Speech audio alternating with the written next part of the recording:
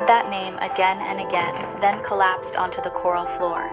The girl who had once sworn she would never love anyone but him had turned around and bound herself to someone else. He remembered that night. Me on the floor, covered in blood, dragging myself toward the seaweed furnace with a sickly look on my face. And in a flash the image overlapped with one from his last life. Me on the ground, my torn tail trailing behind me, prostrating in front of him and begging.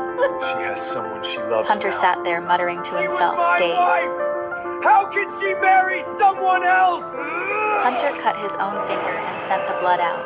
A forbidden tracking spell. But the ocean didn't answer. He'd forgotten that I was the daughter of an ocean witch.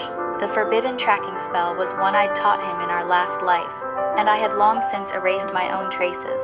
And then, while Hunter sat there in despair, he saw Sienna. Sienna was drunk, her eyes glassy. She pulled him up off the floor with a soft voice. What's wrong? What are you doing sitting down there? Hunter stared at her, dazed. Then something cruel flickered in his eyes. The next second, his hand cracked across her face. Quinn's mother's memory conch. Where is it? It can find Quinn! His vision blacked out. He pressed a hand to his chest. She isn't coming back. Suddenly he staggered to his feet, didn't even go back to the bridal chamber, swam straight to the Sloane estate, grabbed a travel pack, and tore off for the Tideway station.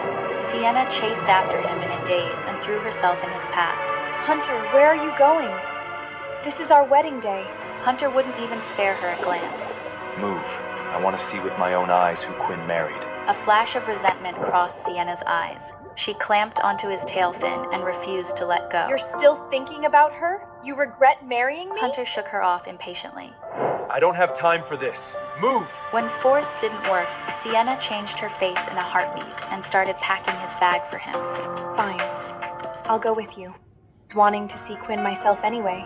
At that, Hunter's face softened. He let her come along, but they'd barely reached the entrance to the Tideway station when a squad in silver scale armor stopped them. At the head of the squad was Hunter's father, General Sloane himself. The general's quiet authority made Sienna shrink her tail back, and even Hunter didn't dare open his mouth. Go home. I won't say it twice. Hunter didn't dare defy his father.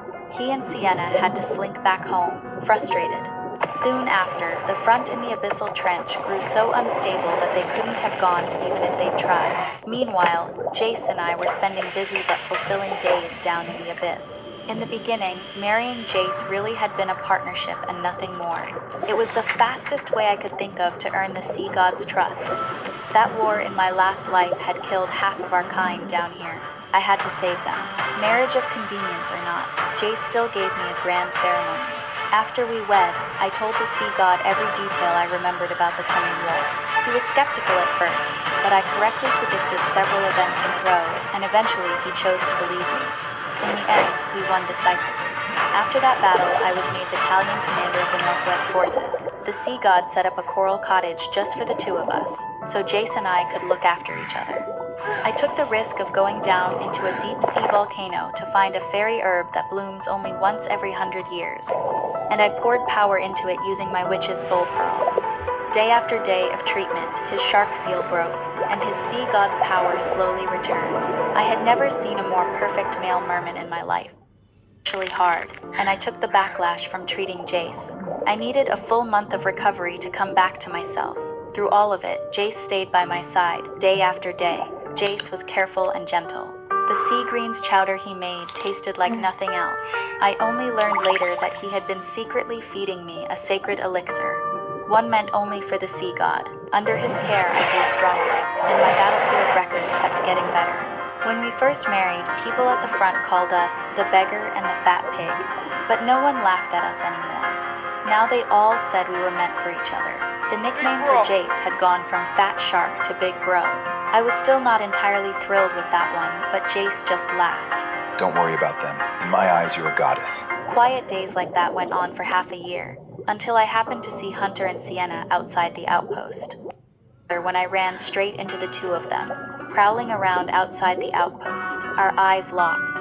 Hunter sprinted toward me at once. He didn't spare a thought for the Sienna right beside him. He just pulled me into his arms. Quinn! I knew you weren't married. You still care about me. Sienna's face went dark in an instant. Hunter didn't notice a thing. I stepped back quickly, putting space between us. Sorry. My husband is at home waiting. I need to go. Hunter's body locked up. He stared at me, blank. Just then a few of my comrades swam past. They spotted me and grinned, throwing me casual salutes. Commander Quinn, who are these two? Big Bro wasn't feeling well today, so he wasn't in the kitchen. I am dying for that sea greens chowder of his. The moment Sienna heard Big Bro, she clapped a hand over her mouth like she'd seen a ghost. Sis, your husband isn't that fat shark from the seaweed kitchen, is you? I frowned. Watch how you speak. He is not a fat shark. Sienna scoffed, her eyes dripping with contempt. Quinn, everyone knows there's a fat shark in the seaweed kitchen, grinning like an idiot all day. Came out of nowhere, some country nobody. Sure, it stings that you didn't get to marry Hunter, but is it really worth degrading yourself like this? My expression hardened. The comrades who'd been passing by stopped walking. How do you even know Big Bro? These two are newlyweds. They're happy together. Don't you think you're going a little too far? Watching everyone take my side, Sienna ground her teeth in fury. Hunter stepped forward, his voice catching. You really did marry someone else? You're really not coming home? I looked at his wounded little face and felt nothing at all. Hunter, my parents are gone. This is my home now. You're the one who said you only ever loved Sienna. So what are you doing here? Last life and this life both. He never knew what he actually wanted. Hunter clamped down on my arm and wouldn't let go, just as we were locked in that standoff. A comrade swam up supporting Jace, who was burning with fever. When Jace saw me hemmed in like that, he tensed up at once and pushed his way over.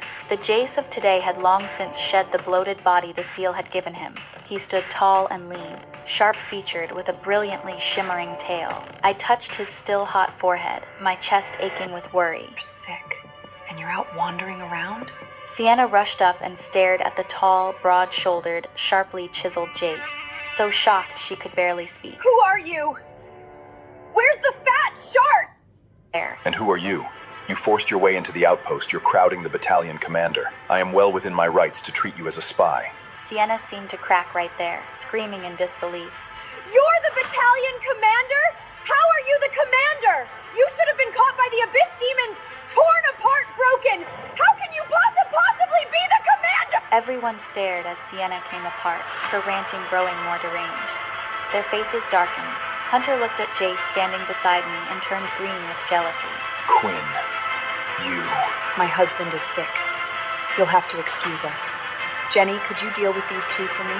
I'm taking Jay home. With that, I took Jace's hand and turned for home. Hunter tried to follow, but the others closed in around them with practiced ease. Armed and ready, mindful of his father, Hunter didn't dare push it. Sneaking glances, testing the words out before he spoke. Those two who came today, are they relatives of yours? My hand stilled. I nodded. Yes, my sister and her husband. Probably came up from back home. Jace hesitated. But you said you didn't have any family. I was quiet for a long moment, those terrible scenes from my last life crowding back in. I didn't know how to explain. Jace saw my mood drop, just pulled me gently into his arms and told me it was all right. I tilted my chin up and kissed the corner of his mouth. Thank God I have you. Right then, a commotion broke out beyond the door. I tucked him in and swam out to look. The guards had let Sienna and Hunter into the courtyard. Both of them were looking at me with that smug tilt of the chin. Commander, Officer Sienna says she'd like to see you. It was only then that title registered. Sienna was in the Royal Tide Guard now too. Hunter glanced toward the window, then took up that won't-be-questioned tone again. Quinn, you can't be eating well or sleeping hell in the abyss. Come home with me.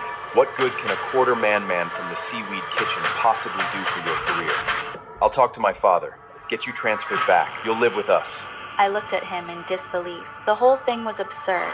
I turned to walk away, and Sienna sidled up and gripped my wrist, whispering against my ear. Mom's memory conch. Don't want it back anymore? Never mind. Come to the Black Coral Forest. I'll be waiting whenever you're ready to come home, sis. She took Hunter's arm to leave. Hunter cast a complicated look at me, but in the end he followed Sienna out. I stood rooted there, my thoughts running in 1,000 directions. I glanced back in at Jace, fast asleep, dropped a soft kiss on his forehead, and turned in the direction of the Black Coral Forest. The whole way there, the water was empty. Hardly a soul in sight. I gripped the trident Jace had forged specially for me, pushing forward by the moonlight filtering down through the surface, every nerve tight. I reached the mouth of the black coral forest. Still no one in sight. Just as I was about to turn back, something heavy slammed into my tail fin. My body twisted on instinct to dodge, and I tumbled down into a wide coral pit. I looked up, and there was Sienna, that eerie smile on her face, and the water blade spear she had leveled at me. I made myself sound calm. What do you think you're doing? Killing a fellow officer this close to command? Do you understand what they'll do to you? Sienna stared down at me, the jealousy and disgust in her voice impossible to hide. You should have been dead in the first place. Why is it that even with a second life, everything still comes easy for you? Hunter is still thinking about you. What is so special about you? All I need is for you to die, and everything is mine! She swung the spear, and the currents around her twisted hard, fish scattered. The water churned at the reefs and pulled itself into a blade that lanced toward me. I twisted aside and stared at her in shock. Are you out of your mind? Doing this could pull the enemy right down on us! I could see clearly now. Sienna's hatred for me had reached its peak. The most important thing for me to do right now was get my mother's memory conch back. I'll ask one more time. Where is the concha? Sienna laughed coldly and crouched down so she could look at me from above. You actually believed that? The conch was burned that very day. Oh, and by the way, I should mention, Grandpa hasn't been doing too well while you've been away. Hearing about Grandpa made me see red. This life, I've given you everything you wanted. Why would you go and hurt Grandpa? Sienna's face turned dark in an instant, her eyes burning. Not enough. You know what I was thinking right as I died last time? If I can't be happy, none of you get to be happy either. So I used my last breath to write a forged letter to Hunter. I told him you and Grandpa had been pulling strings together just to get the Sloanin family to hand you a rank. I told him the reason Hunter's grandfather died expectedly was that you switched out his medicine! Sienna, you've lost your mind. Is there one word of truth in your mouth? Sienna laughed almost manically. So what if there isn't? So what if I did it? I was jealous. I was jealous of you. Why should every single person love you and worry about you? In any case, Hunter has always believed every word out of my mouth. I listened to her rave, my heart aching for the grandpa of my last life, and pulled in a deep breath. You think Grandpa didn't know it was you? You think General Sloan couldn't have tracked you down if he'd wanted to? Grandpa specifically sent you to the Abyss as a scout, so the Sloans wouldn't be able to reach you. And this is how you repay him? You have no idea how much my father and Grandpa left behind just to keep you alive. You know nothing. You haven't come home a single time to ask. Going still, I was panting. Do you have any idea where Hunter dragged Grandpa in my last life to torture him?